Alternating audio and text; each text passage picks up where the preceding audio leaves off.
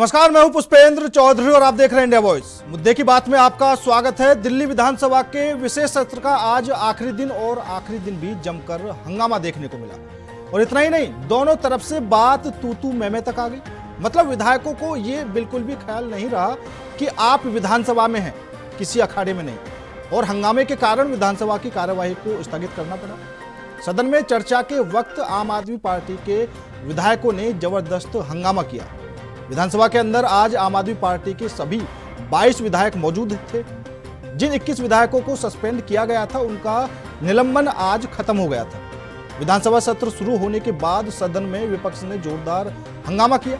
इस दौरान deputy speaker और बीजेपी विधायक मोहन सिंह बिष्ट बिफर पड़े। उन्होंने कहा कि अगर मैं चेयर पर बैठा तो तुरंत बाहर निकाल दूंगा। हम बताएंगे कैसे हाउस चलता है। सदन के अंदर विधानसभा अध्यक्ष विजेंद्र गुप्ता ने एक बार फिर दोहराया कि जब भी कोई विधायक सदन से मार्शल आउट होगा तो उसे सदन के साथ साथ विधानसभा परिसर के भी बाहर जाना होगा। विजेंद्र गुप्ता ने रूल बुक से सदन को जानकारी दी।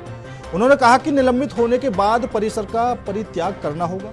अगर वह ऐसा नहीं करेंगे तो बल का प्रयोग अनिवार्य हो जाएगा। तो आज विधानसभा में फिर आखिरी दिन हंगामा देखने को मिला। आज स्वास्थ्य पर सीएजी की रिपोर्ट पेश हुई, उसको लेकर भी आप विधायकों ने हंगामा किया। आपको सुनाते हैं किसने क्या कुछ कहा। रेखा गुप्ता ने भी कई तरह की बातें कही, पूर्व डिप्टी सीएम आतिशी ने भी कई तरह की बातें कही, और उसके बाद आपको दिखाएंगे कि नोकझोंक आखिर किस बात पर। देखिए, सदन के परिसर का तात्पर्य विधानसभा सभा कक्ष, दीर्घाएं, विधानसभा सचिवालय के नियंत्रण के कमरे, अध्यक्ष कक्ष, उपाध्यक्ष कक्ष, समिति कक्ष, विधानसभा पुस्तकालय, विधानसभा वाचनालय, पार्टियों के कमरे, विधानसभा सचिवालय के अधिकारियों के अधीनस्थ सब स्थान। तो इसमें विधानसभा परिसर के लॉन शामिल नहीं है, गांधी मूर्ति का एरिया शामिल नहीं है। अब आप रूल बुक से बात करिए। इसमें लीडर ऑफ ऑपोजिशन का कमरा शामिल नहीं है। हमने बिल्कुल प्रोटेस्ट किया। हमने अंबेडकर जी की मूर्ति के तहत प्रोटेस्ट किया, और वो आपकी रूल बुक के अनुसार सदन की परिसर की परिभाषा में नहीं आता। आपने हमें गेट के अंदर आने से रोका, गैर कानूनी तरीके से रोका, गैर संवैधानिक तरीके से रोका, और रूल बुक के अनुसार नहीं रोका।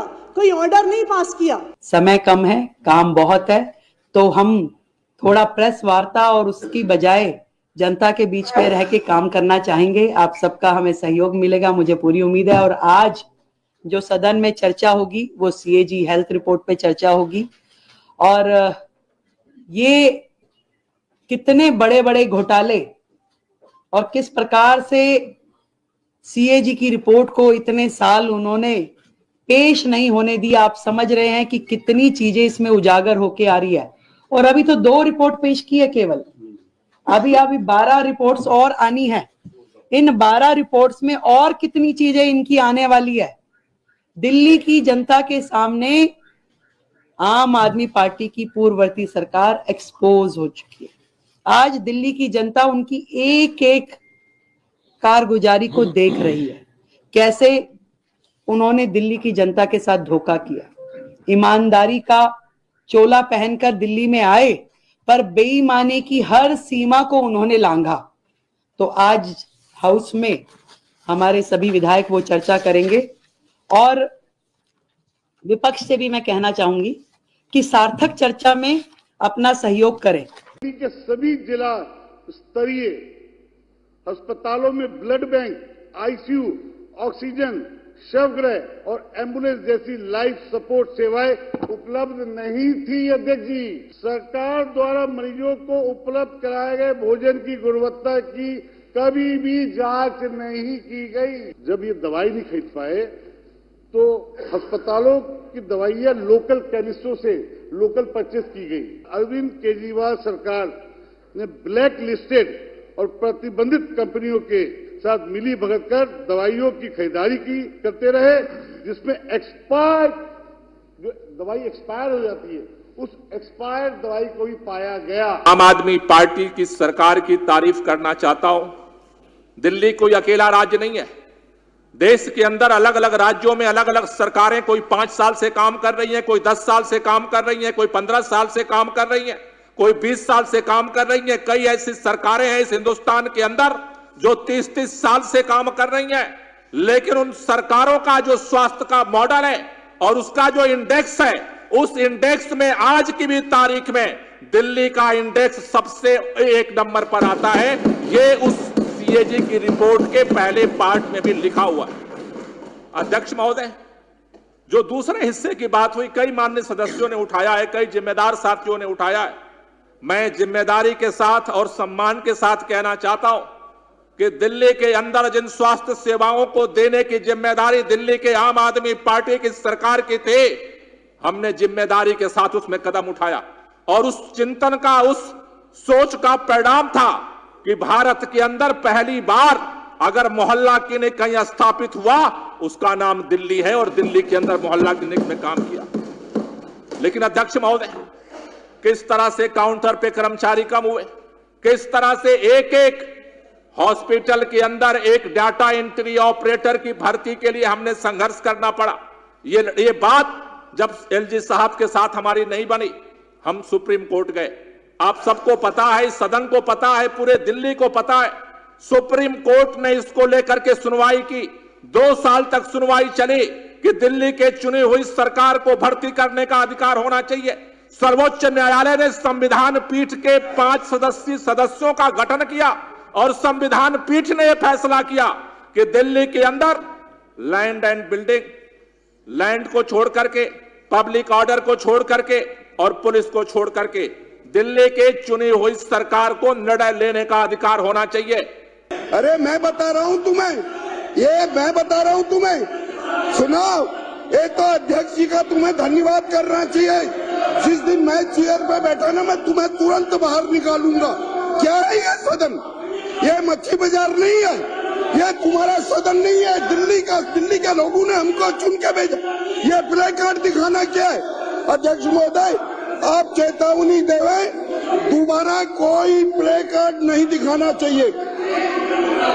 ये बहुत गलत तरीका है। क्या है ये? रुको, अभी हम बताएंगे कैसा हाउस चलता है। विभाग में भी जांच होनी चाहिए। जो पूर्व एमएलए हैं, उसे पूरे विषय की जांच करा करके क्वालिटी पर जो नहीं हुआ, ना लेवल का ध्यान किया गया, निम्न स्तर की सामग्री का इस्तेमाल किया गया और दिल्ली की जनता के पैसे के साथ घोटाला हुआ। तू नहीं बोलना भाई बीच में, मिस्टर, तू नहीं।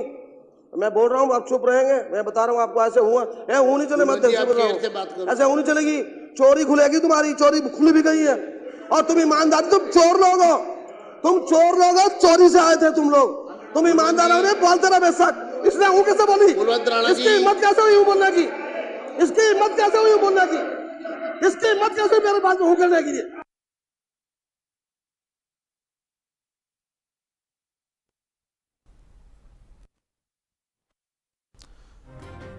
तो दिल्ली विधानसभा में आज भी जमकर हंगामा देखने को मिला और आज इसी मुद्दे पर करेंगे चर्चा में शामिल होने के लिए हमारे साथ भारतीय जनता पार्टी से नवीन शर्मा जी, कांग्रेस से वरुण मिश्रा और आम आदमी पार्टी से रमन सिंह जी जुड़ चुके हैं। आप तीनों ही मेहमानों का बहुत बहुत स्वागत है। सबसे पहले रमन जी, आपके पास आना चाहूंगा मैं। आम आदमी पार्टी के विधायक 3 दिन बाद वापस लौटे, ठीक है, लेकिन आते ही फिर हंगामा शुरू कर दिया। मतलब साफ दिखाई दे रहा है कि सत्र चलने नहीं दिया। सीएजी की रिपोर्ट भी पेश हुई, उसको लेकर भी हंगामा किया और बीजेपी के जो विधायक थे वो बोलने लगे, उनको भी बीच में टोका टोकी करनी शुरू कर दी। मतलब आम आदमी पार्टी कुछ रणनीति बनाकर बैठी है। जी नमस्कार पुष्पेंद्र जी। सबसे बड़ी बात यह है कि जिस दिन से भारतीय जनता पार्टी की सरकार और उनके मंत्रियों ने शपथ ली है, तब से आज तक सिर्फ नकारात्मकता। आप भी वरिष्ठ पत्रकार हैं, आप एक काम बता दीजिए भाजपा का, भारतीय जनता पार्टी सरकार के द्वारा जो आपकी नजर में आया हो। आप लोग तो हर पल कवर करते हैं, एक एक चीजों को नजर रखते हैं उस पर। शायद ही कोई ऐसा काम हो जो ऐसी नजर में आया हो कि हाँ ये काम जनता के हित में भारतीय जनता पार्टी ने किया सरकार चुनने के बाद। कितना समय हो गया सरकार को बने हुए? सब कुछ नकारात्मक। रमन जी, कितना समय हो गया सरकार को बने हुए? जी जितना भी कैबिनेट की मीटिंग हुई ना, एक निर्णय तो कोई लिया जा सकता था इतने दिन में। एक निर्णय कोई भी जो दिल्ली की जनता के मूल मुद्दों से जुड़ा हुआ एक निर्णय, कोई भी एक निर्णय। ये सरकार अभी तक बिल्कुल अनिर्णय वाली स्थिति में, अनिश्चितता वाली स्थिति में, एक्टिंग कर्तव्य विमूढ़ वाली स्थिति जो होती है उस स्थिति में है। अच्छा। समझ नहीं पा रहे कि करना क्या है। हम अभी भी इनका जो व्यवहार है वो बिल्कुल विपक्ष की तरह है। सदन के अंदर जो भाषा का उपयोग है, मैं घुसने नहीं दूंगा, मैं बैठने नहीं दूंगा, मैं बाहर करवा दूंगा, ये इस तरह की भाषा सदन के अंदर उपयोग हो रही है। लग ही नहीं रहा कि सदन में विधायक हैं भारतीय जनता पार्टी के। और अब तक कोई निर्णय नहीं। अब तक क्या निर्णय जो चर्चा में आए, मूर्तियां हटा दो, फोटो हटा दो, इस जगह का नाम बदल दो, आम आदमी पार्टी के विधायकों को सस्पेंड कर दो। अब अभी तक जो रूल बुक में आज जो साफ हुआ, ये साबित हुआ कि रूल बुक में नेता प्रतिपक्ष और सदन का जो एरिया है बाहर का, जो लॉन एरिया है, वो सदन के दायरे में नहीं आता। अगर कोई विधायक निलंबित होता है तो उसमें रह सकता है वो। लेकिन भारतीय जनता पार्टी ने क्या किया, उसी तानाशाही और गुंडागर्दी का परिचय देते हुए आम आदमी पार्टी के विधायकों को गेट के अंदर घुसने से मना कर दिया। ये शायद ही भारत के इतिहास में किसी सदन में पहले हुआ हो। भाजपा के विधायक भी निलंबित हुए हैं सदन में जब आम आदमी पार्टी की सरकार रही है तब, लेकिन सदन के बाहर किसी को नहीं, केवल हाउस के अंदर आने की मनाही रही है। उसके बाद वो अपने कमरे में बैठे, बाहर रहे। उन्होंने गांधी जी की प्रतिमा के आगे खूब प्रोटेस्ट भी किए, कभी उनको नहीं रोका गया। हाँ, लेकिन आज विजेंद्र गुप्ता ने साफ कर दिया कि अगर किसी को मार्शल आउट किया जाएगा तो उसे विधान परिसर में भी आने की इजाजत नहीं है। जी, बस यही तो तानाशाही है पुष्पेंद्र जी। वो विधान परिसर क्या, वो कह देंगे देश के बाहर फेंक दो। गृह मंत्रालय उनके पास है, पुलिस उनके पास है। तानाशाही जब करनी है तो उनको ये भी कह दो कि नहीं, सदन का मतलब दिल्ली का सदन है और दिल्ली की सीमा के बाहर जाएंगे सभी विधायक। वो तो ये भी निर्णय दे सकते हैं, कुर्सी पर बैठे हैं, सत्ता मिली है, ठीक है, सत्ता का अहंकार है जो पच नहीं रहा है, जो हजम नहीं हो पा रही सत्ता। ठीक है। नवीन शर्मा जी, नवीन शर्मा जी, जो आज दिल्ली विधानसभा में देखने को मिला, मतलब बिल्कुल भी नहीं लग रहा था कि विधायक विधानसभा में बोल रहे हैं, और वो शायद खुद ही भूल गए कि हम कहां पर हैं। ऐसा लग रहा था कि उन्होंने अखाड़ा समझा हुआ है। जिस तरीके की भाषा का इस्तेमाल किया गया, बात तू मैं तक आ गई, आखिर क्यों? देखिए, सबसे पहले तो मैं बताना चाहूंगा कि आज जब सत्र के अंदर आदरणीय दिल्ली की मुख्यमंत्री माननीय रेखा जी ने जब शब्दों का वर्णन किया, कितनी शालीनता थी और कितनी संस्कार से उन्होंने कहा कि आज हमको किस विषय पर चर्चा करनी है। अब जब जैसे ही चर्चा सीएजी की रिपोर्ट पर आई, वैसे ही विपक्ष ने ये मन बना लिया कि किसी भी प्रकार से अभद्रता का प्रयोग कीजिए ताकि यहाँ पर जो बाहर बैठे हुए हमारे श्री केजरीवाल जी हैं, मनीष सिसोदिया जी हैं, उनकी पोल यहाँ खुलेगी। तो ऐसा करते हैं, जनता ने जो जिता कर वो काम करने के लिए विधानसभा के अंदर भेजा है वो चलने ही नहीं देना है। तो इन्होंने क्या किया, अभद्रता के जिस हिसाब से इन्होंने आज दिल्ली की जनता को शर्मसार किया है विधानसभा के अंदर अपमान करके, कि माननीय मुख्यमंत्री जी को काम करने के लिए जब वो दिल्ली के अंदर अपनी चीजों को रखेंगी कि पिछले कार्यकाल में क्या हुआ। अभी हमारे साथी प्रवक्ता आम आदमी पार्टी से बता रहे थे कि दिल्ली के अंदर कौन सा काम किया है। अरे भैया, अभी हफ्ता 15 दिन की हमारी सरकार हुई है, पहली कैबिनेट में जो चीजें पास हुई हैं वो 4 से 5 दिनों के अंदर लागू भी हो रही हैं। और जो आप लोग ये रोना गाना गाते थे कि माननीय मोदी जी का जुमला जैसे आप शब्दों का प्रयोग करते, तो वो भी हमारी पार्टी ने पहले कैबिनेट के बाद बजट में बैठकर सारी चीजों पर चर्चा करके अभी महिला दिवस के उपलब्ध में भी वो आशीर्वाद इसमें सभी माताओं बहनों को मिल जाएगा। दूसरी चीज मैं एक चीज बताना चाहूंगा, आम आदमी पार्टी के जितने भी विधायक उसमें हैं वो सब लोग ये सोच कर आए हैं कि हमें विधानसभा को चलने नहीं देना है। माननीय मुख्यमंत्री जी को कुछ चीजें अपनी रखनी, उसको सुनना ही नहीं है आपको, और आप पुरानी बातों को ले, अरे आपके ढोल के पोल के सारी चीजें आपके सामने आ रही है ना। स्वास्थ्य मंत्री ने क्या कहा कि सर आपने तो सिर्फ लूट किया है, घसूट किया है, आपने सिर्फ खोखला तस्वीर दिखाई दिल्ली में कि ये है कुछ नहीं। अब काम करने का मौका देंगे तो हमें कहीं ना कहीं जनता को बात रखने का पक्ष मिलेगा। माननीय मुख्यमंत्री जी ने बहुत साफ शब्दों में कहा कि हम एक एक चीजों का चर्चा करने पे तैयार हैं, मगर विपक्ष को सहानुभूति और शालीनता का परिचय देना चाहिए। अभी हमारे साथी प्रवक्ता ने एक बात कही कि विधानसभा के अंदर विधायकों के साथ अशब्द की प्रक्रिया की जा रही है। अरे सर, दिल्ली सरकार उस दिन काला दिवस के रूप में मना रही होगी जब आज हमारे माननीय गुप्ता जी जो विधानसभा के अध्यक्ष है, उनके आपके आम आदमी पार्टी की बहुमत की सरकार थी, उनको किस तरीके से तिरस्कार करके आपने बाहर फेंकवाया था।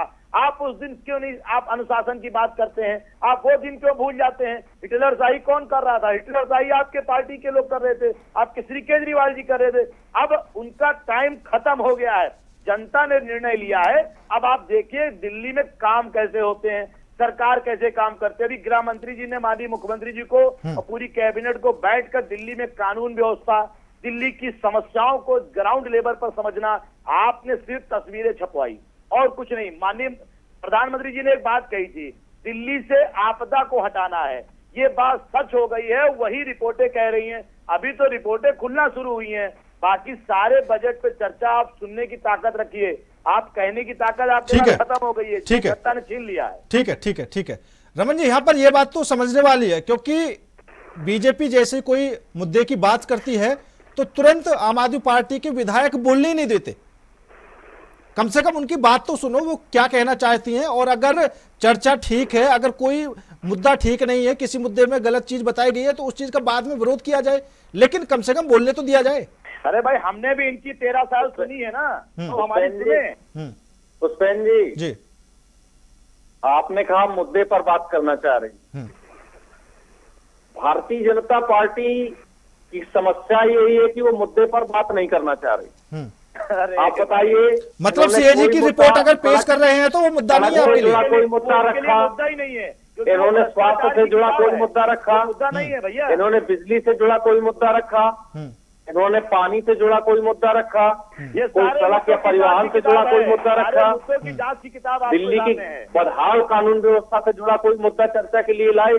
कुछ नहीं लाए। किस पर लाए? चर्चा करिए, नाम बदलना है, चर्चा करिए, भगत सिंह जी की फोटो रहेगी, अब अम्बेडकर साहब की फोटो हटानी है, उसमें नरेंद्र मोदी जी की फोटो लगानी है। अब इस पर चर्चा करिए, कभी सुलझाने का चर्चा इन काल्पनिक बातों पर करिए, मूल मुद्दों पर जो वाकई दिल्ली की जनता के जुड़े हुए मुद्दे उन पर केवल बात मत करिए, बाकी सब पर बात करिए। उनको आम आदमी पार्टी ने ये किया, वो किया। अरे 27 साल बाद आपको सत्ता मिली है, 27 साल दिल्ली की जनता ने तरस खा के इस बार आपको दे दिया मात्र 2% ज्यादा। जब आप 27 साल दिल्ली की जनता के आगे गिड़गिड़ाए तब 2% ज्यादा मिला है, प्रधानमंत्री जी, लेकिन आप इसको हजम नहीं कर पा रहे हैं। जनता आपको ऐसा लग रहा है कि आपको पूरे कायनात की ताकत मिल गई है। आम आदमी पार्टी के विधायकों को बाहर हटा दो, इनको दिल्ली की सीमा से बाहर फेंक दो, बस इन चीजों में पूरा लगे हुए के बाद आए दिल्ली को रखिए ना। आम आदमी पार्टी ने मोहल्ला क्लिनिक का कॉन्सेप्ट दिया, पूरे देश में पहला केजरीवाल जी की तरह यमुना की सफाई का कॉन्सेप्ट दिया, हमने काम शुरू कर दिया है। समर्थन करेंगे? ठीक है, ठीक है, आम आदमी पार्टी समर्थन करेगी। रमन जी, आज पार्टी ने 200 यूनिट बिजली मुक्त देने का ठीक है, ठीक है रमन जी, आज आप उससे अच्छा आज 7 पन्नों की सीएजी रिपोर्ट स्वास्थ्य को लेकर रखी गई और उसमें कई तरीके की खामियां बताई गई आम आदमी पार्टी की सरकार में, कि हॉस्पिटल में स्टाफ की कमी है, डॉक्टर्स की कमी है, नर्स की कमी है, एम्बुलेंस की कमी है, आईसीयू में उपकरण नहीं है, और यहाँ तक कि जो स्वास्थ्य मंत्री ने, उन्होंने यहाँ तक ये कह दिया कि जो ब्लैक लिस्टेड दवाइयां हैं, जो एक्सपायर दवाइयां हैं, वो आपकी सरकार में चल रही थी। बिल्कुल, बहुत अच्छा सवाल है कि डॉक्टर की कमी है, वहाँ स्टाफ की कमी है, नर्स की कमी है, बिल्कुल है। आम आदमी पार्टी इस चीज को लेकर, ये भारतीय जनता पार्टी के सीएजी खुलासा नहीं कर रही। आम आदमी पार्टी ने खुद पूरे देश को चीख चीख के बताया। हमने 100 प्रेस कॉन्फ्रेंस करी कि दिल्ली में स्टाफ की कमी है, मोहल्ला क्लिनिक में स्टाफ की कमी है, उनको समय पर वेतन नहीं मिल रहा है, उसका बजट नहीं जारी हो रहा है, हमने खूब बताया। हम तो सुप्रीम कोर्ट तक गए और माननीय सुप्रीम कोर्ट ने हमारी बात सुनी भी और उसमें निर्णय भी दिया कि जब एक चुनी हुई सरकार है तो प्रशासन उसके हाथ में होना चाहिए, सेवा का क्षेत्र दिल्ली की चुनी हुई सरकार के हाथ में होना चाहिए। माननीय सुप्रीम कोर्ट ने निर्णय दिया, लेकिन भारतीय जनता पार्टी ने क्या किया, दिल्ली की जनता के साथ धोखा करते हुए फिर से एक अध्यादेश रातों रात लेकर आई, पीछे के दरवाजे, जैसे चोर दरवाजा कहते, उस दरवाजे से, पीछे के दरवाजे से फिर से एक अध्यादेश लेकर आई और दिल्ली की सरकार से सेवा क्षेत्र फिर से हासिल कर लिया, जबकि माननीय सुप्रीम कोर्ट का निर्णय था कि जमीन और कानून व्यवस्था, चलिए ठीक है, दो चीजों को छोड़कर दिल्ली सरकार के पास होना चाहिए। ठीक है, ठीक है। ये सवाल तो कुछ इनसे पूछा जाना चाहिए कि जब सेवा का अधिकार इनके पास था, सर्विस सेक्टर इनके एलजी के चुने हुए एलजी के पास था, तो फिर स्टाफ की कमी क्यों होगी? ठीक है रमन जी, क्यों नहीं ठीक है इन्होंने ठीक है ठीक है। हमारे की साथ शशांक रंजन जी भी हैं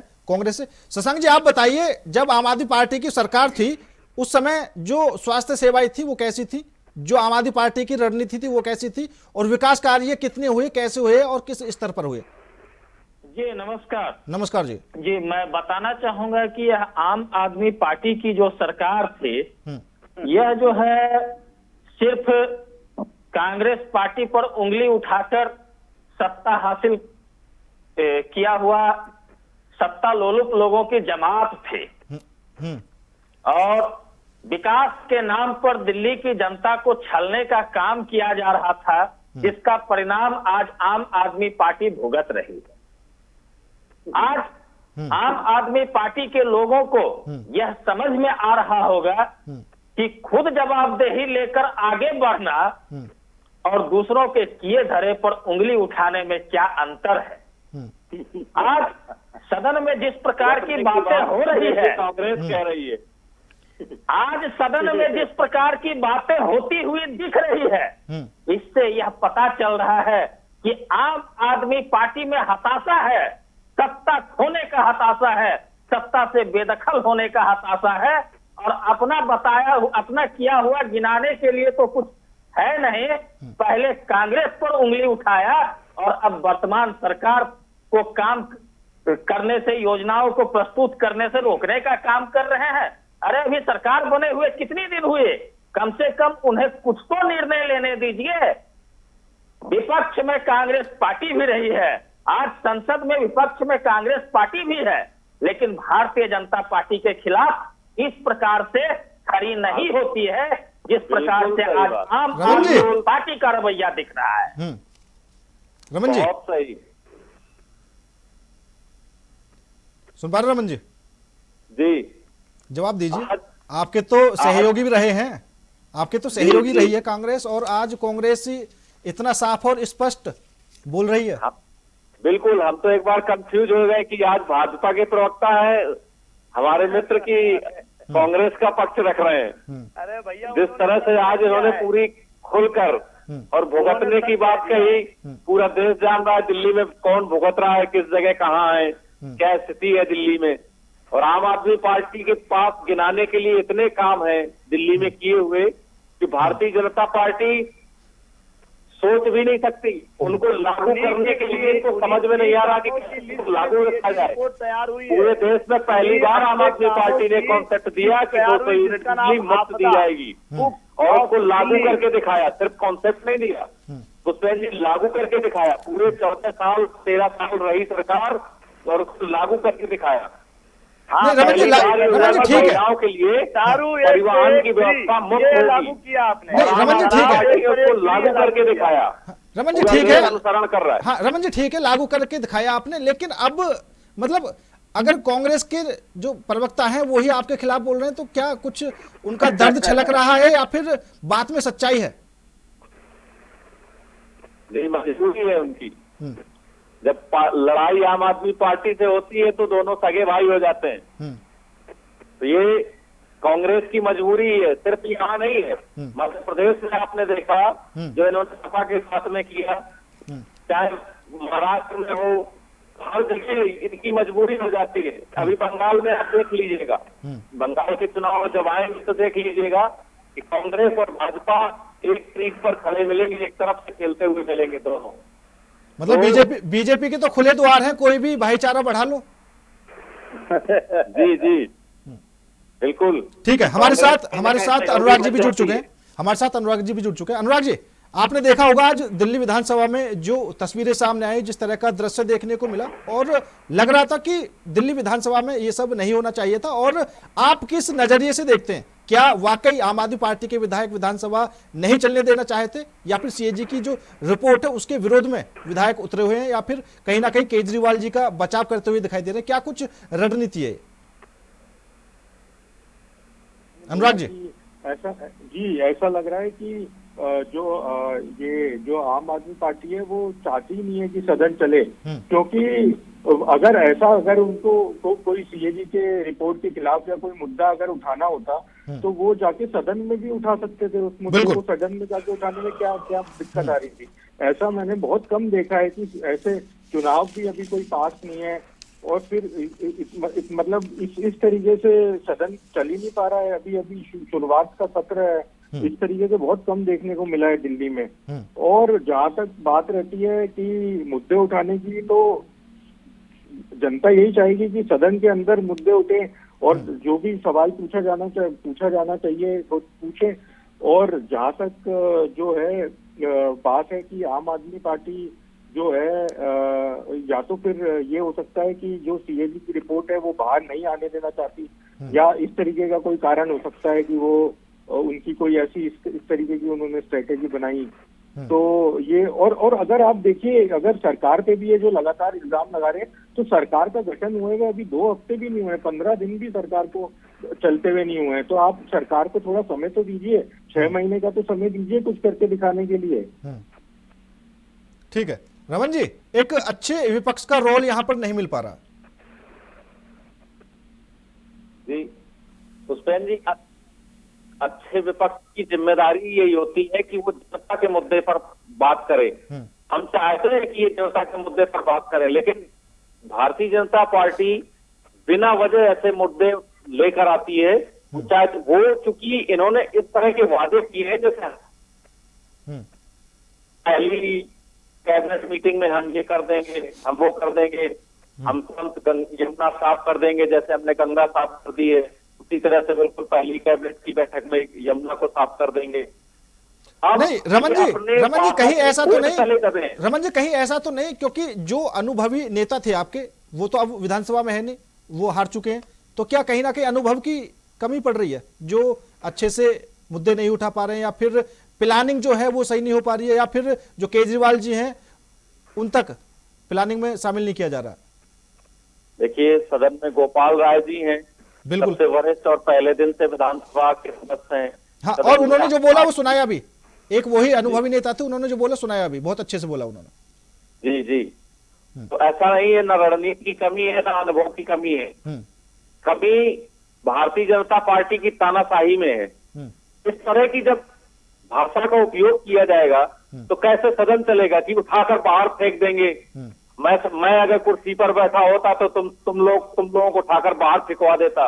अगर इस तरह की भाषा, ये सदन की भाषा है। ये नवीन शर्मा जी, ये क्या मतलब बदले की भावना है? जिस तरह से विधानसभा की भाषा है, ये कहीं से सदन की भाषा नहीं लगती।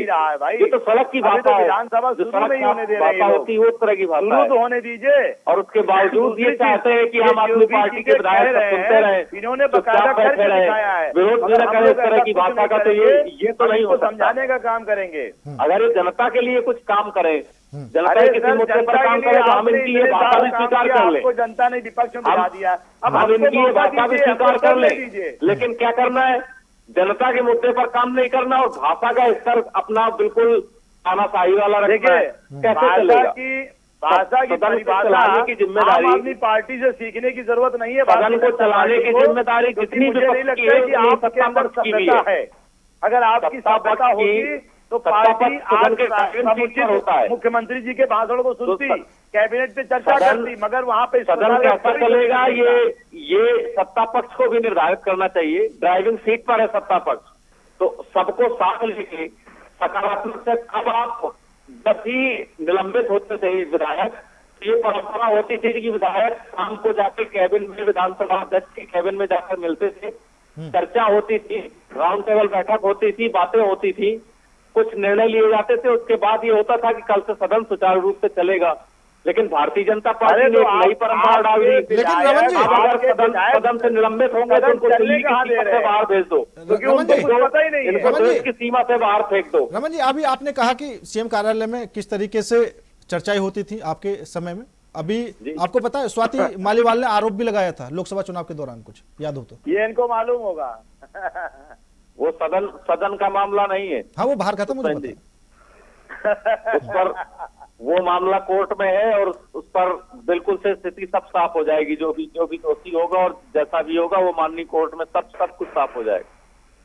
ठीक है। सिर्फ आरोप लगा देने से कुछ चीजें हकीकत में नहीं बदल जाती। तो आरोप लगाने से बिल्कुल आपकी सही बात है, क्योंकि अभी जो अरविंद केजरीवाल पर आरोप लगे हैं वो आरोप ही हैं, ठीक है। तो थोड़ा सा तो समय देना चाहिए, क्योंकि थोड़ा इंतजार करना भी जरूरी है। और सदन में वो क्या कुछ रख रहे हैं बीजेपी वाले जो विधायक हैं, उनकी बात भी सुननी चाहिए। हालांकि 24 से 26 मार्च के बीच जो दिल्ली की नई सरकार है उसका पहला बजट पेश होने की आशंका है। जी पुष्पेंद्र जी, बिल्कुल बात होनी चाहिए, लेकिन ये बात करना कहाँ चाह रहे हैं? बात करने का जो तरीका है, बात करने के लिए हम अगर कोई गरिमापूर्ण तरीके से बात करेगा तो बिल्कुल सुना जाएगा, लेकिन अगर कोई इस तरह की भाषा का उपयोग करेगा कैसे कोई सुना जाएगा?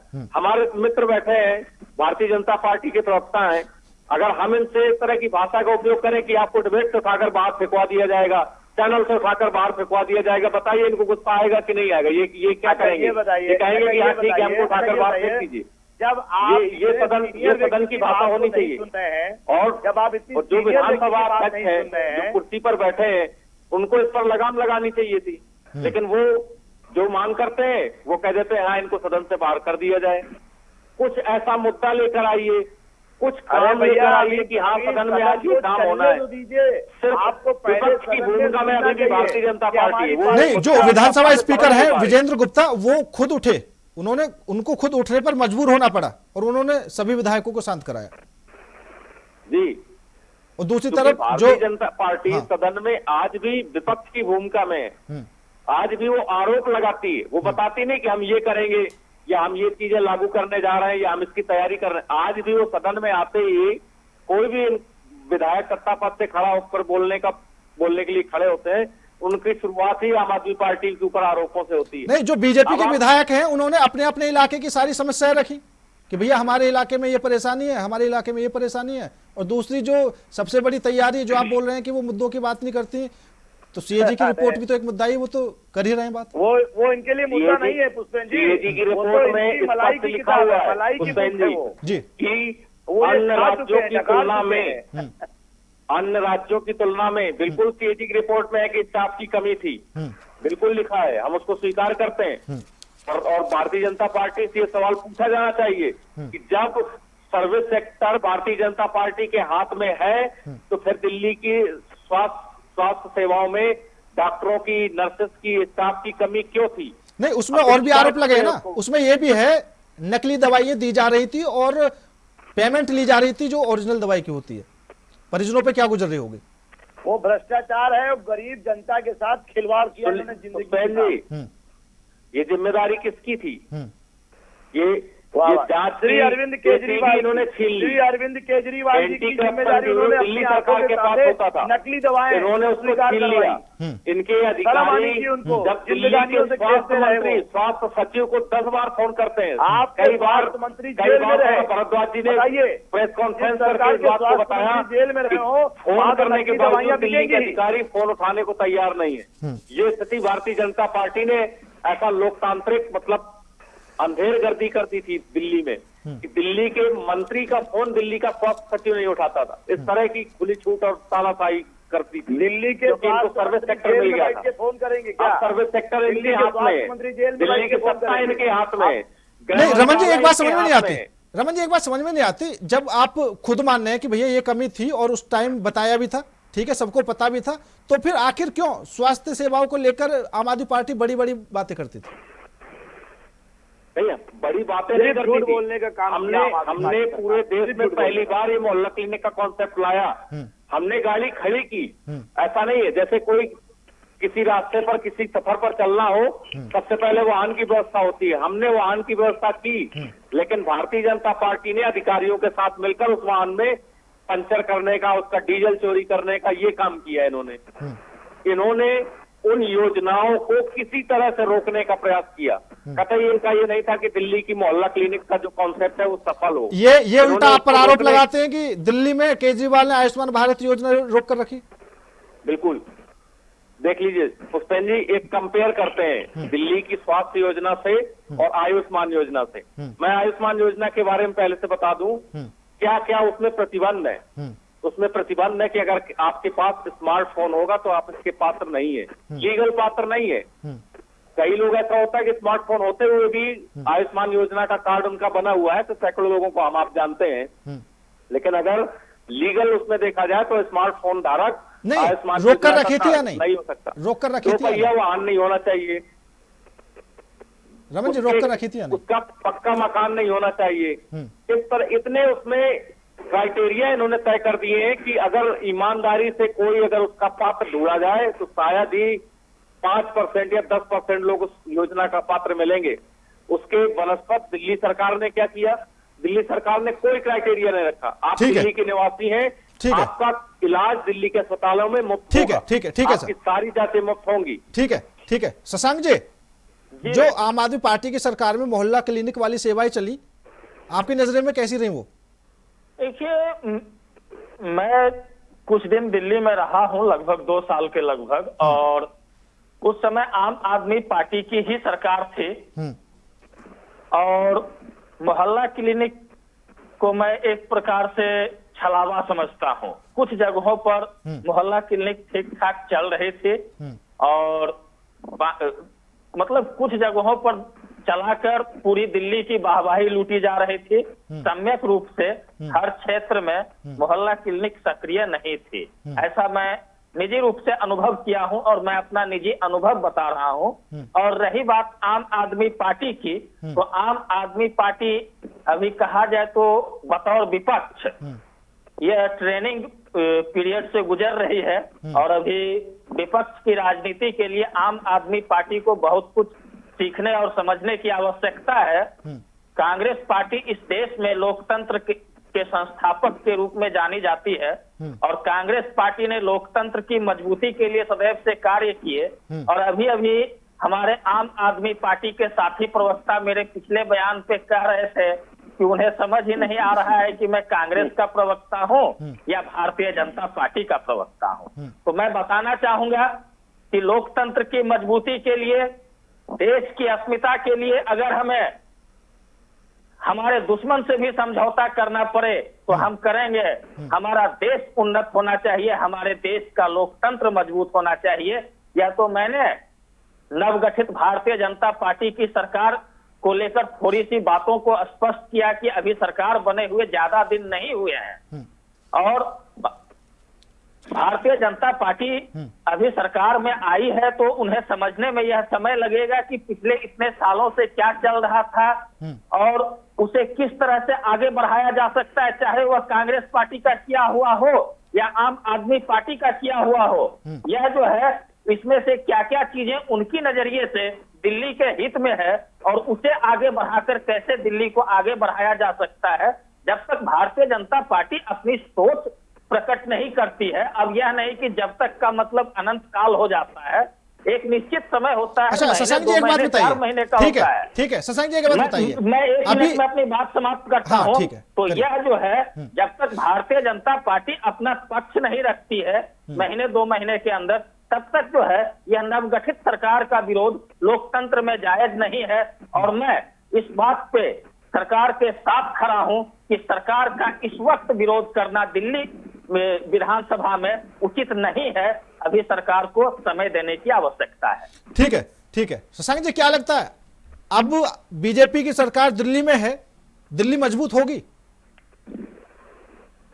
देखिए दिल्ली का क्या होगा मैं इसकी भविष्यवाणी तो नहीं कर सकता हूं, लेकिन इतना जरूर कह सकता हूं कि भारतीय जनता पार्टी आने वाली समय में अपनी जिम्मेदारियों से बच नहीं पाएगी, क्योंकि दिल्ली पूर्ण राज्य नहीं है, इसकी कुछ जिम्मेदारियां केंद्र के पास है और कुछ अब तो डबल इंजन की सरकार है। दैट मीन्स आने वाले समय में पूरी जिम्मेदारी भारतीय जनता पार्टी के ऊपर आएगी और भारतीय जनता पार्टी का विरोध करने में हमें अच्छा होगा एक विपक्ष के रूप में, क्योंकि अब पूर्ण रूपेण दिल्ली भारतीय जनता पार्टी के नियंत्रण में है। ठीक है नवीन शर्मा जी, आप जिम्मेदारियों से बच नहीं पाएंगे दिल्ली में, जो भी आपने वादे किए थे मैनिफेस्टो में वो भी पूरे करने पड़ेंगे। और अब तो शशांक जी ने यह भी कह दिया है कि अगर कुछ ऐसी स्थिति बनी तो विरोध में हम भी खड़े होंगे। देखिए मैं शशांक जी से सहमत हूँ कि अभी सरकार हमारी बनी है और जनता ने हमें 27 साल के बाद आशीर्वाद दिया है, तो हमारे विपक्ष में जो पार्टी है उसे कहीं ना कहीं हमें 6 महीने जरूर समझना चाहिए कि भाई अब इनकी जो नीतियां हैं, हमारी नीतियां हमारी पार्टी का मैनिफेस्टो है उसके हिसाब से होगी। हमें उसी के हिसाब से काम करना है जिसमें जनता से किए हुए वादों को निभाना है। मगर अब ये समय नहीं देंगे, हमें विधानसभा सत्र में बात करने नहीं देंगे, चर्चा नहीं करने देंगे, और जो नए विधायक आए हैं उनके वहां जो समस्याएं चल रही थी 15 साल से, वो समस्याओं का समाधान की वो बात नहीं करेंगे और विपक्ष बात नहीं करने देगा, तो बाद में ये भी कहेंगे कि भाजपा तो कुछ कर ही नहीं रही है। अगर भाजपा को करने के लिए जब वो चर्चा करेगी तो आपको उसमें अपने विषय को रखना है, आपको वहां पे भड़ाक नहीं निकालनी है, आपको रिपोर्ट पे चर्चा नहीं करनी है, क्योंकि आप जानते हो चर्चा भ्रष्टाचार का इनका अड्डा बना हुआ है। जैसे ही चर्चा शुरू होगी ये सुन नहीं पाएंगे, क्योंकि इनके श्री केजरीवाल जी ने पूरी तरीके से दिल्ली को आपदा बनाकर माल ऐंठने का काम किया है और लपेटने का काम किया है। मुझे जरूर कहना चाहिए अपने पार्टी कांग्रेस की, जिन्हें एक अच्छी बात कही कि अगर हम गलत करें तो हमारे विरोध में जरूर खड़े हो सकते हैं। तो अगर हम गलत करने के लिए हमें सोचना ही नहीं है, क्योंकि हमें अच्छे कामों के लिए सरकार ने चुना है, मगर हमें 6 महीने का समय दीजिए, हमारी नीतियों को लागू होने दीजिए। जिस तरीके से वो सदन में आके अपने गलत बातों का अनावरण करते हैं, इसकी बहुत ही भ्रमक निंदा पार्टी करती है, और जनता दिल्ली की देख रही है कि आम आदमी पार्टी अपनी आपदा की छाया भारतीय जनता पार्टी के लोगों को बोलने नहीं दे रही है। बहुत ही निंदनीय है, और मुझे लगता है इस बार ये 22 आ भी गए हैं, अगला देखिएगा ये 22 के भी लायक नहीं रहेंगे, जनता इनको शून्य पे करेगी। अरे कांग्रेस के 25-20 बढ़ा दे वो अलग बात है। ठीक है, ठीक है, ठीक है। रमन जी, जब से अरविंद केजरीवाल चुनाव हारे हैं, क्योंकि जब वो पहले मुख्यमंत्री थे, बाद में उन्होंने अपनी कुर्सी आतिशी जी को दे दी, ठीक है, लेकिन वो फिर भी इतने एक्टिव रहे, कोई भी मुद्दा होता था वो तुरंत प्रेस कॉन्फ्रेंस करते थे और उन बातों को बताते थे, भैया ये चल रहा है, इस तरह की प्लानिंग है, और उन्होंने चुनाव में काफी ज्यादा एक्टिव भी रहे और काफी चीजें बताई भी। लेकिन जब से वो चुनाव हारे हैं तो अब दिखाई नहीं देते। ध्यान पंजाब में है, पंजाब में भाई साहब, अब पंजाब में दारू फ्री करेंगे वो, और पंजाब में बुलडोजर चलवाएंगे, अब पंजाब में लगे हैं। पुष्पेंद्र जी, हमारे भारतीय जनता पार्टी के साथी भी पूरे लगभग 1 घंटे की डिबेट होने को आ गई। एक चीज ये नहीं बता पा रहा है कि हम सदन में ये रखने जा रहे हैं।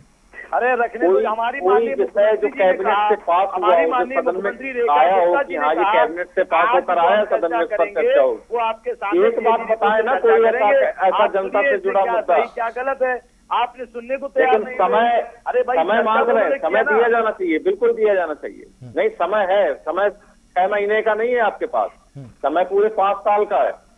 अरे सर, लेकिन आप कहीं शुरुआत तो करिए ना, हमारी आपने वादे तो शुरू पहले दिन से किए थे ना, हम नहीं कह रहे ये।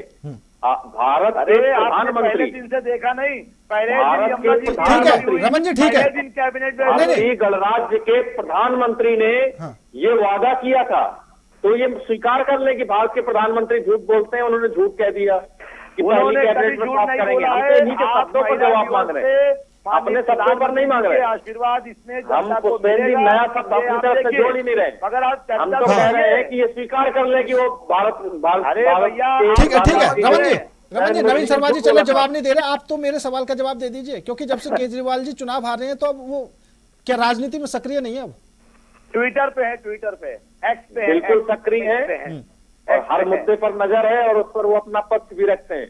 नहीं, मैंने नहीं देखा, कहां पर रखते हैं? नहीं, आप उनके ट्वीट देखेंगे, क्योंकि मैं उनका जो एक्स अकाउंट है उसमें भी देखता रहता हूं, लेकिन अब जो पहले हर दिन में एक दो बार आते रहते थे, ठीक है, कुछ ना कुछ मुद्दा उठाते रहते थे, अब कोई मुद्दा दिखाई नहीं देता, क्योंकि अब तो ऐसा नहीं है कि अगर वो चुनाव हार गए तो वो चुप हो जाएं, ठीक है, होता है ना, पर्दे के पीछे से भी रणनीति बनाई जाती है।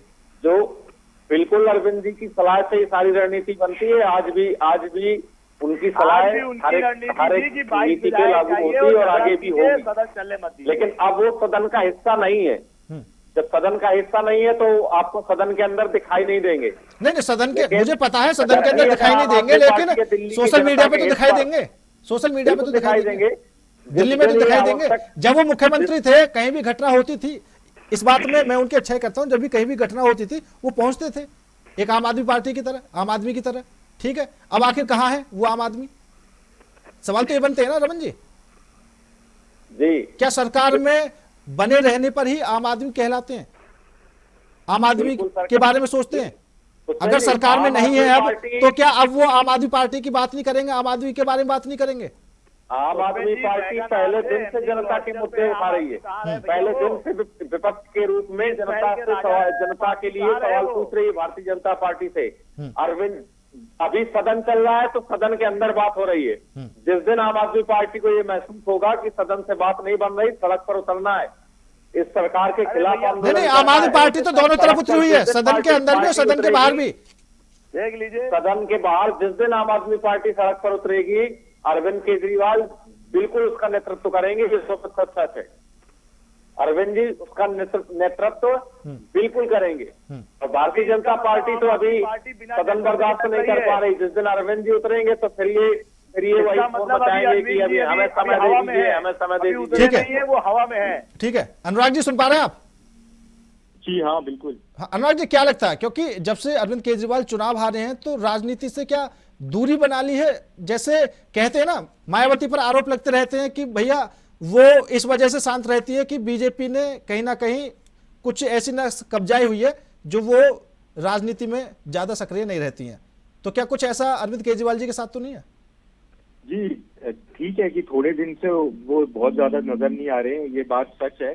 लेकिन मैं ऐसा इसको नहीं मानूंगा कि वो पूरी तरीके से वो जैसे गायब हो गए हो, क्योंकि अभी चुनाव के रिजल्ट आए हुए 1 महीना ही हुआ है, तो धीरे धीरे वो दिखने लगेंगे और उनकी पार्टी तो बहुत ज्यादा ही दिख रही है। नहीं, अनुराग जी बात तो यही है कि अभी रिजल्ट को आए हुए 1 महीना हुआ है और आपने कहा कि धीरे धीरे वो दिखने लगेंगे, तो यही बात तो सरकार पर भी लागू होती है ना कि अभी 1 महीना हुआ है, धीरे धीरे वो काम करना शुरू कर देगी।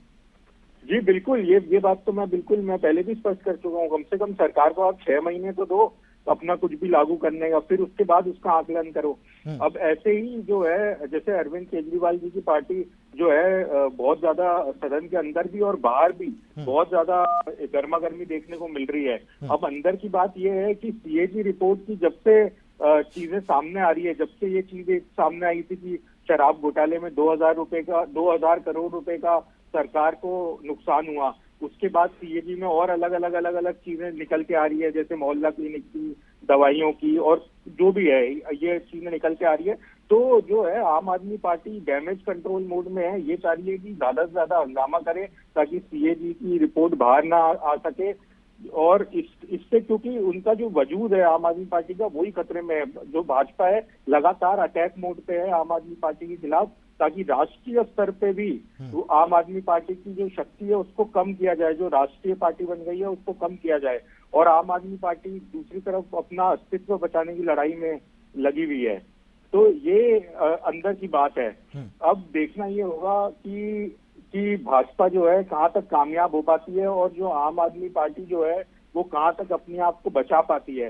चुनाव तो देखिए अभी बहुत दूर है। दिल्ली में अभी अगले 3 साल तक कोई भी चुनाव नहीं है, ना तो विधानसभा का, ना लोकसभा का, और ना ही एमसीडी का। कोई भी चुनाव सामने नहीं आएगा। छोटा मोटा कोई उपचुनाव जरूर हो सकता है, पर उसपे कोई खास हम ध्यान नहीं दे सकते, क्योंकि अब वैसे भी सीटों का मार्जिन इतना ही, सरकार तो बदलेगी नहीं उपचुनाव से। तो इसलिए जो है ये लेकिन ये तनातनी चलती रहेगी। ये आप हमेशा आप देखेंगे कि तनातनी चलेगी कि आम आदमी पार्टी जब से आई है, ये जो है थोड़ा सा ये इनका ये कार्यशैली आप कह लो कि कभी ये धरना देते हैं, कभी ये कुछ विरोध प्रदर्शन करते हैं, कभी जंतर मंतर पे बैठते हैं। तो ये इनकी एक कार्यशैली का एक तरीके से कार्यशैली भी है और एक स्ट्रेटेजी भी है। ठीक है शशांक जी, अरविंद केजरीवाल तो हार के बाद उन्होंने तुरंत पंजाब के विधायकों की बैठक ली।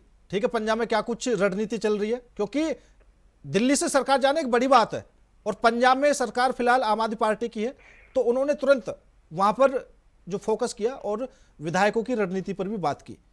ठीक है, लेकिन वो अब दिखाई नहीं दे रहे।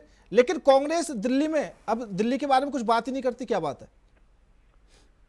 मैंने अभी पहले भी कहा है कि दिल्ली में अभी नई सरकार की गठन हुई है और इस वक्त दिल्ली को लेकर किसी प्रकार का चर्चा करना उचित नहीं है। नहीं, वो चर्चा तो आपको करनी चाहिए ना कि भैया आम आदमी पार्टी की सरकार में क्या कुछ कमी थी, किन मुद्दों पर आम आदमी पार्टी काम नहीं कर पाई, बीजेपी ये काम करे, ये तो बता सकते हैं ना आप। ये सबसे बड़ा मुद्दा इस वक्त एक चुनौतीपूर्ण मुद्दा है। यमुना में तो भाजपा की जीत पर खुद लड्डू बांटे थे, पूरे देश ने देखा डांस करते हुए और लड्डू बांटते हुए जब भारतीय जनता पार्टी जीती। तो कुछ ज्यादा कुछ कांग्रेस के पास कहने को बचा ही नहीं है। नहीं, हम भारतीय जनता पार्टी की जीत पर नहीं, आम आदमी पार्टी की हार पर जश्न मना रहे थे। उस आम आदमी पार्टी की हार का जश्न मना रहे थे जिस आम आदमी पार्टी की साजिशों ने कांग्रेस पार्टी जैसी राष्ट्रवादी पार्टी और राष्ट्र की सबसे पुरानी पार्टी पर झूठे आरोप लगाकर दिल्ली की सत्ता से बेदखल किया था। नहीं शशांक जी बात ठीक है, बेदखल किया, हम आपको बेदखल होते हुए देखना चाह रहे थे, हम किस बात से खुश थे? मतलब ये आपने आम आदमी पार्टी के साथ धोखा किया है। लोकसभा चुनाव में आपने गठबंधन कर लिया, ना खुद जीते ना आम आदमी पार्टी को जीतने दिया। देखिए, आम आदमी पार्टी का तो प्रारंभ से बयान था कि वे किसी से गठबंधन नहीं करेंगे, तो उन्होंने अगर जनता से वादा खिलाफी किया तो वे कांग्रेस से ये कैसे उम्मीद कर सकते हैं कि जिस कांग्रेस के पांव खींचकर उन्होंने अपने पांव पसारे, उस कांग्रेस से वे गठबंधन की आस कैसे लिए? मतलब आपका जो मेन मकसद था वो था नई दिल्ली से अरविंद केजरीवाल को हराना, और संदीप दीक्षित तो 4000 वोट पाकर भी काफी खुश हुए। हमने तो अभी कहा कि हम आम आदमी पार्टी की वजह से दिल्ली में बैकफुट पर आए थे, और आज आम आदमी पार्टी को दिल्ली में बैकफुट पर देखकर हम खुश हो रहे हैं। हम भाजपा की जीत का नहीं, आम आदमी पार्टी के हार का जश्न मना रहे थे। रमन जी, इतने मतलब हार, इतना चर्चे तो कांग्रेस के हार के नहीं है जितने अरविंद केजरीवाल के हार के हैं। बिल्कुल बिल्कुल सही है। अपना घर जला के ये उजाला देख रहे हैं तो क्या कर सकता है। अपना खुद का घर जला के और ये उजाला देखने का प्रयास कर रहे हैं। क्या स्थिति हो गई इनकी, क्या? लेकिन शशांक जी, अभी आपने कही कि मध्य प्रदेश में भी ये सपा के हारने पर बहुत खुश थे। हाँ। खुद की हार से दुखी नहीं थे, लेकिन समाजवादी पार्टी वहां कुछ सीटों पर चुनाव लड़ रही थी तो इनके नेता वहां भी ऐसे ही खुश थे, और ये हर राज्य में ऐसे ही खुश होते हैं। हरियाणा में भी इसी तरह खुश थे। हरियाणा में भी जब इनकी पार्टी सत्ता से बाहर हो गई दूसरी बार, उस पर ये दुखी नहीं थे, लेकिन जो भाजपा का सहयोगी दल वो हार गए पूरी तरह से, उस पर खुश थे कि चलो ये तो हार गए। लेकिन शशांक जी, कांग्रेस की एक बात बहुत अच्छी लगती है जी, वो ये कोशिश बराबर करनी है, हार जीत से मतलब नहीं। लहरों से डरकर नौका पार नहीं होती, कोशिश करने वालों की कभी हार नहीं होती। और कांग्रेस पार्टी ने 1885 से अब तक हार और जीत दोनों का स्वाद चखा है, और हमें यह भी मालूम है कि दिन के बाद रात और रात के बाद दिन होती है। आज अगर हमारा बुरा वक्त चल रहा है तो कल हमारा ही अच्छा वक्त भी आएगा। यह आम आदमी पार्टी जैसी मौसमी पार्टियों से हमें कोई फर्क नहीं पड़ने वाला है। हम कुछ समय के लिए नहीं शशांक जी, फर्क कैसे पड़ेगा? आपके पास कुछ है क्या? दिल्ली में आपके पास कुछ है नहीं, फर्क क्यों पड़ेगा? दिल्ली में आज नहीं है, लेकिन कल था, और आने वाले कल फिर होंगे। आने वाला कल फिर कांग्रेस का होगा। ठीक है, मतलब आम आदमी पार्टी अब आगे से नहीं आएगी और बीजेपी भी हार जाएगी, कांग्रेस आएगी। इसी मुकाबले में आज ये पूरे देश से खत्म होते जा रहे हैं। ठीक है रमन जी, अभी देखो बात तो वही है, क्योंकि अब 5 साल आपको विपक्ष का काम बहुत अच्छे से निभाना है और किस तरह मुद्दों को उठाना है, क्योंकि आतिशी हैं, ठीक है, अब वो सीएम भी रह चुकी है दिल्ली में, उनको थोड़ा सा पता भी है दिल्ली के बारे में कि किस तरह भैया काम होना है। एक बहुत बड़ा मुद्दा है यमुना की सफाई का, और यमुना की सफाई को लेकर ही दिल्ली विधानसभा के चुनाव में काफी ज्यादा चर्चाएं हुई, ठीक है, एक दूसरे पर आरोप भी लगे, और ये समझो कि सबसे बड़ा मुद्दा अगर कुछ रहा तो वो यमुना का रहा, ठीक है। मुख्यमंत्री बनी रेखा गुप्ता, शाम को जाते ही उन्होंने पूजा अर्चना की वहां पर, ठीक है, तो ये मुद्दा कहां है? बिल्कुल, ये मुद्दा कतई नहीं छोड़ेंगे भारतीय जनता पार्टी। अभी तो यमुना के साथ गंगा जी को भी मुद्दे पर शामिल करेंगे, उस पर भी इनसे जवाब मांगा जाएगा कि 10 साल सरकार चलाने के बाद भी गंगा जी साफ क्यों नहीं हुई। और भारतीय जनता पार्टी जिसकी पूजा करने लगे, समझ लीजिए उसके बुरे दिन शुरू हो गए। चाहे गाय की पूजा करने लगे तो आज गौशालाओं में गायों की क्या दुर्दशा है पूरा देश देख रहा है। चाहे भारतीय जनता पार्टी गंगा जी की आरती शुरू कर दे, उसके बाद गंगा जी की क्या स्थिति है गंगा जी की स्थिति तो इतने बड़े आयोजन जो 12 साल में एक बार आया, महाकुंभ में भी खुद एनजीटी को कहना पड़ा, जो केंद्र का ही एक उपक्रम है, एनजीटी को खुद कहना पड़ा कि क्या स्थिति थी कि आचमन छोड़िए नहाने लायक भी नहीं था। ठीक है नवीन शर्मा जी, लास्ट कमेंट। देखिए भाई, सबसे पहले तो मैं जरूर बताना चाहूंगा, हमने दिल्ली की जनता से वादा किया है और वादा बहुत ही दिल से किया है, और हमारे पास 27 साल की जो तपस्या है उसका पूरा काम करने का मौका अब हमको मिला है। और मैं विपक्ष से बस एक ही अनुरोध करूंगा, आप मुझको समय दीजिए, हम आपको स्थान देंगे, मगर आप मुझे समय नहीं दे रहे हैं, इसलिए आपको स्थान नहीं मिल रहा है और आप भड़क रहे हैं। यमुना माँ की सफाई करके दिखाएंगे, ये भारतीय जनता पार्टी का मिशन नहीं है, पूरे हिंदुस्तान का मिशन होना चाहिए, क्योंकि यमुना हो, गंगा हो, कोई भी हो, नदियों को साफ रखने से पर्यावरण साफ रहता है। दूसरी चीज, ये एक रिक्वेस्ट आपके माध्यम से मैं जरूर करना चाहूंगा, चैनल के माध्यम से, कि जो हमारी माननीय मुख्यमंत्री रेखा गुप्ता जी ने संकल्प लिया है उसको ये बकायदा सुने, और अगर जो उसमें सही निर्णय लगे उसमें इनको साथ देना चाहिए, ताकि दिल्ली की जनता का जो भविष्य हम सत्र में तय करते हैं उन चीजों को लागू होने दे, ताकि ये सत्र बर्बाद ना होने दे। और जो भी ये काम में अगर इनके विधायक का काम है, काम सही है, तो हमारी माननीय मुख्यमंत्री जी उसमें भी आगे खड़ी होगी। ठीक है नवीन शर्मा जी, समय कम है। शशांक जी, रमन जी और अनुराग जी, आप चारों मेहमानों का बहुत बहुत धन्यवाद हमारे साथ इस खास पेशकश में जुड़ने के लिए। तो फिलहाल जो दिल्ली में हंगामे देखा जा रहा था विधानसभा में, अब आगे के क्या कुछ रणनीति होगी दिल्ली में? क्या विपक्ष ऐसे ही लगातार हंगामा करता रहेगा? और अभी एक बात और सामने आई है, 24 से 26 मार्च के बीच दिल्ली विधानसभा में बजट पेश हो सकता है। फिलहाल मेरे साथ इस खास पेशकश में इतना ही। बाकी देश और दुनिया की तमाम खबरों के लिए देखते रहिए इंडिया वॉइस।